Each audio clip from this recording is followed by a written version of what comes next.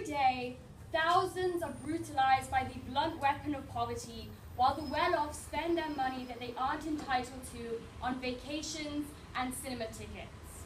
We tell you that when people silence their moral obligation to distribute their personal wealth to alleviate poverty, they actively strip the most vulnerable of their right to a future free from disease, isolation, and dire destitution.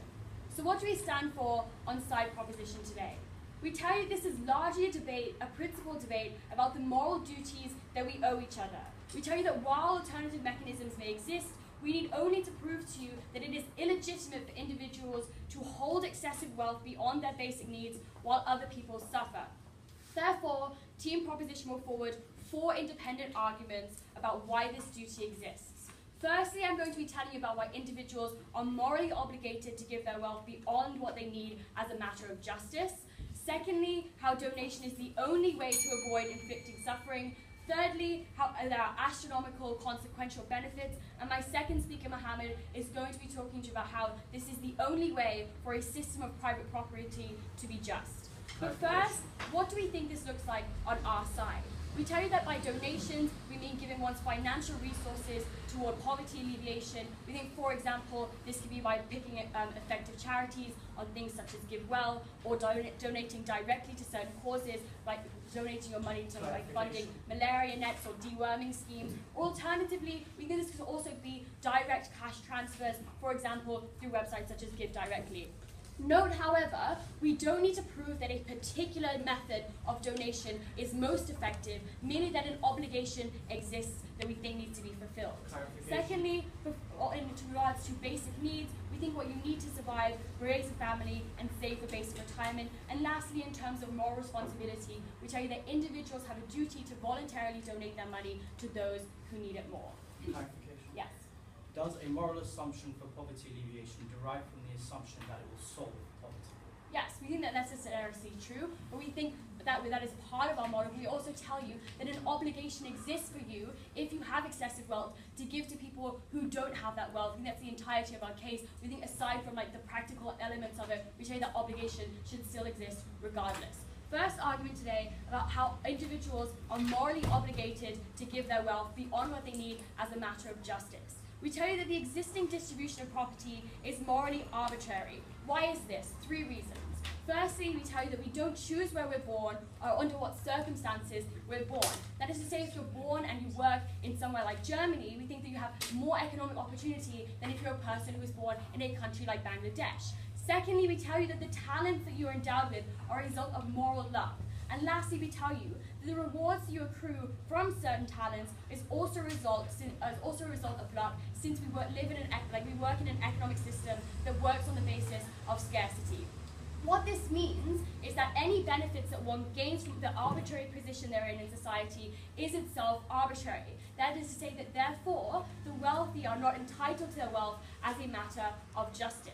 We think that within our system, people may have expectations to have their basic necessities met, but they aren't entitled to any more wealth. We say that because meanwhile, the poor are disadvantaged relative to society. That is to say that they are entitled to more than they actually have as a result of their circumstances of their birth. So why then does this mean that the wealthy aren't entitled to their wealth, suggests that we should give that money to the poor? 2 reasons. Firstly, we tell you that there exists a scarcity of wealth in the first place. This means that by having more money than your basic needs, you are actively depriving others who don't have that wealth to even survive. But secondly, we tell you that equality of opportunity is severely undermined by poverty, which denies people the right to, firstly, basic health, secondly, educational opportunities, thirdly, access to capital, fourthly, have productive capacity, and lastly, to have political resources. We think that therefore, a system which denies the poor dignity is unjust, and therefore a duty exists on people benefiting from this system to redress it as a matter of justice. Second argument in today's case, no thank you, that donation is the only way to avoid inflicting suffering on others.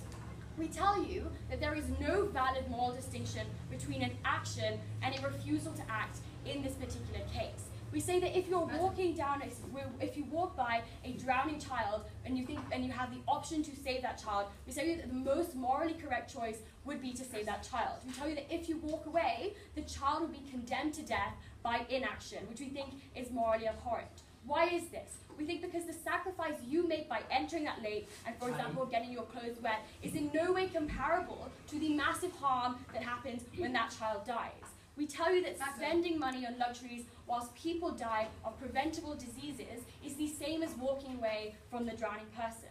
Note here that there are no valid moral distinctions. That is to say, firstly, in terms of distance, we think that we know in society that people die of malaria in Myanmar, and the charities can actually save these people, and therefore by choosing not to donate, we think we have effectively withholding life-saving medicine from these people. But secondly, in terms of nationality, we tell you whether it's a Nigerian person or American, we tell you that all lives are equal and thus all lives equally have to be saved.